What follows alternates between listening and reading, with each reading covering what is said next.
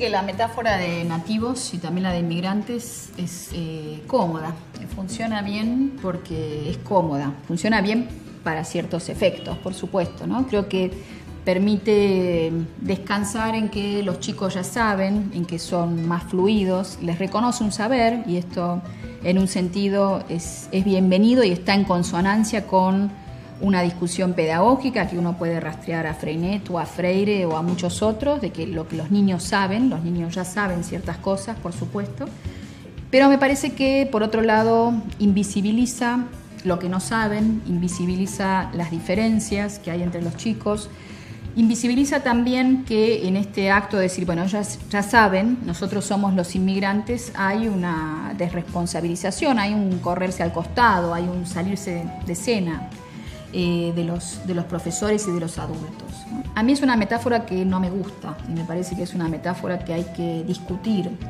No porque niegue, y acá vuelvo a una idea que planteó Walter Benjamin, ¿no? En 1930, cuando él estaba analizando los cambios que había con la aparición del cine.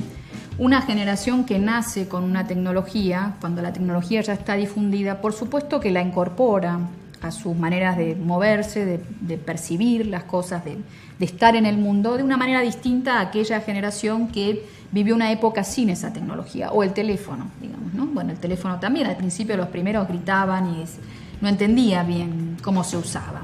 Y la generación que ya creció con eso, por supuesto, hace otros usos y se naturaliza, entre comillas, o se vuelve invisible, se vuelve transparente, porque no pienso en todo lo que hay y lo que era el mundo antes de esto, porque no lo conocí.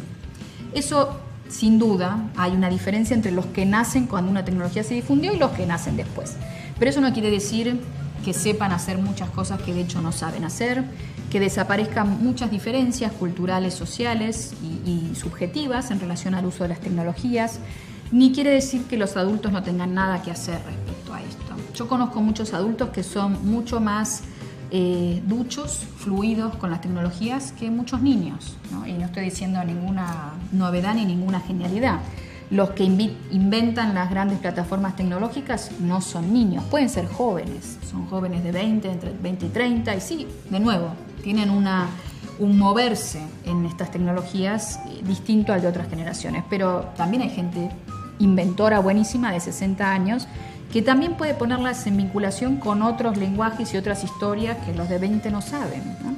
Entonces, más que pensar en esa diferenciación o brecha generacional, pensaría en modos de uso, también en otras brechas sociales que siguen existiendo. Me parece que ahí hay que estar muy atentos y esto está bastante demostrado en la investigación.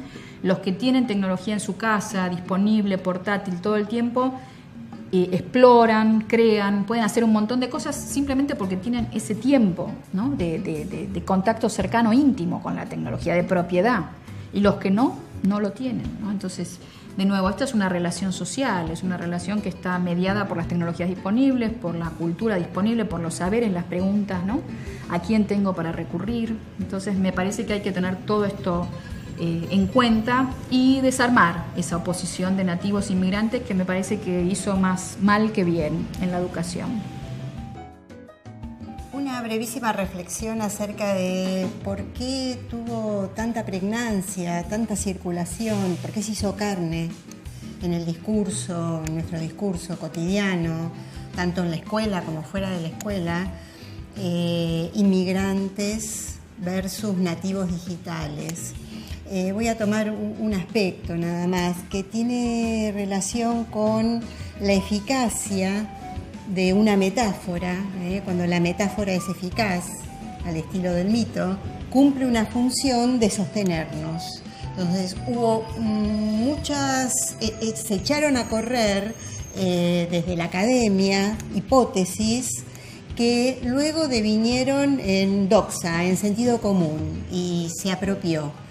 Y yo creo que una hipótesis es que esa eficacia vino a atender el desconcierto de los adultos, de muchos adultos, frente a la novedad, como decía Margaret Mead en un ensayo que publicó en el año 1970, educamos a desconocidos en un mundo desconocido. Entonces, frente a ese impacto de lo nuevo para los adultos y el desconcierto que esto generó, se fue transformando en una suerte de explicación lista para usar para todos los casos, y creo que ha generado efectos paradojales. Digo paradojales porque por un lado es un sostén, es una explicación, como toda explicación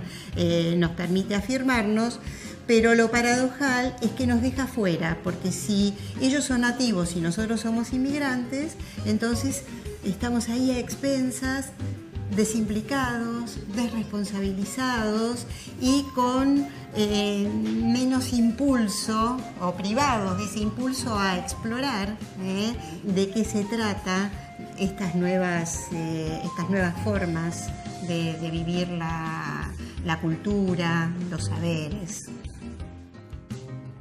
En relación a la pregunta de por qué tiene esta pregnancia en la escuela, la metáfora de los nativos y los inmigrantes digitales, a mí me parece que hay como distintas variables para pensarlo.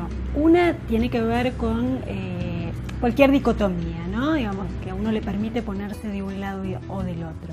Entonces, en este sentido, me parece que ser un inmigrante para un docente, si bien es colocarse del lado de los inmigrantes para un docente, que es lo que muchos docentes han hecho y escuchamos que hacen, lo que les permite es un lugar de cierta comodidad, bueno, aquello que no puedo, pero porque de todas maneras no podría. Como si yo te dijera, bueno, gimnasta rusa ya a esta edad no voy a hacer, no hay manera de que yo trate de hacer eso, bueno, nada, no voy a manejar con fluidez la tecnología porque no tengo manera ya de hacerlo a esta altura de la vida, entonces me pongo del lado de los inmigrantes y eso es un lugar tranquilizador para mí. Me parece que esta reproducción de somos inmigrantes y somos nativos, que aparece muy fuertemente en la escuela, tiene un poco que ver con eso, con este lugar de coartada, de lugar de cierta comodidad incómoda, pero de cierta comodidad y de cierta quietud en algún sentido. Eso por un lado. Por otro lado, me parece a mí que en algún sentido su fuerza en la escuela tiene que ver con aquello que está atravesado por el lenguaje, ¿no? El nativo, una de las características que tiene es que maneja el lenguaje en general, un nativo por definición de base, quiero decir, con fluidez, ¿sí? Tiene su lengua madre y la maneja perfectamente, y un inmigrante debe aprender muchas veces, no en todos los casos, pero muchas veces una lengua nueva, aprender a utilizarla, etc. A mí me parece que en este sentido la entrada de la metáfora en la escuela lo que hace es trabajar o volver a problematizar la alfabetización en sí, que por eso es tan fuerte como aparece y cómo se instala. De todas maneras, yo creo que aún si eligiésemos quedarnos instalados en la metáfora, uno podría pensar en darle una vuelta de tuerca y considerar que es cierto que el inmigrante tiene que aprender una lengua nueva, que quizá no la maneje con la misma fluidez que la maneja un nativo, pero que tiene la posibilidad de reflexionar sobre la lengua, que es una posibilidad que no tenemos las que la hablamos naturalmente. Entonces, que esa posibilidad de reflexión y de repensar y de ajustar y de mirar críticamente, en realidad es un plus que deberíamos aprovechar y seguir mirando como para recolocarnos en esa dicotomía que yo creo que no está. Quería contar un poco lo que nos pasó con el tema de la problematización de la metáfora sobre nativos o inmigrantes digitales a partir del trabajo de nuestros cursantes en el grupo de tutores. Armamos un grupo de WhatsApp. Espontáneamente se fue como configurando en ese ámbito la discusión sobre esta metáfora, ¿no? Que fue una de las discusiones teóricas que tuvimos por afuera, digamos, de los contextos habituales de la discusión de conceptos o del intercambio más formal de la plataforma. Y me pareció muy rica la experiencia. Un poco para ponerla en cuestión, aparecieron ahí en esas noches desveladas, porque siempre sucedían a horas muy tarde, muy tarde. Algunas de las chicas rescataban la metáfora como una etiqueta de esta surgida en la década de los 90, ¿no? Pensarla en términos de una dicotomía atravesada por conceptos ideológicos, por conceptos antropológicos, que era necesario cuestionar hacia adentro de la clase, por un lado, del aula. Y por otro lado también la realidad de que establecía como un muro, como una dicotomía muy rígida, que se repetía a pesar de que ya hace 20 años que las personas, nuestros alumnos, corresponden ellos, los padres de sus alumnos mismos, corresponden a generaciones absolutamente alfabetizadas e insertas en un mundo donde la tecnología está en todos lados. Entonces, por momentos nos reíamos, y ahora me acuerdo ¿se acuerdan cuando había que cambiar el canal del televisor, había que levantarse de un sillón? Bueno, eso ya ni Simpson. Y nos reíamos pensando que los chicos estos son los cursantes, nuestros alumnos, y además de ahí hacia abajo, las aulas, son nativos porque sí, porque viven ya hace mucho tiempo en un mundo atravesado por la tecnología. Y es preciso que nosotros naturalicemos eso, deshacernos de ese muro que separa artificialmente realidades que están juntas. Entonces pensamos cavar por abajo de los muros, o bien hacerlo explotar, saltarlo por arriba, digamos, bueno, fuimos armando distintas estrategias. Pero en todo caso, nos sirvió a nosotros la experiencia para poder armarnos de algunos elementos más teóricos, más sólidos en la reflexión, para poner en cuestión cuando aparecían claramente la repetición de esta metáfora en los trabajos de nuestros cursantes. Y fue una experiencia muy rica. A mí me parece que el intercambio por fuera de la plataforma, la configuración del grupo de WhatsApp, siendo nosotras personas ya grandes,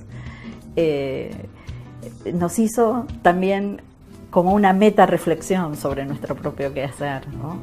Y hasta qué punto las preguntas que nos hacíamos sobre si somos nativos o inmigrantes en el campo de las TICs, bueno, tenía ahí mismo su respuesta.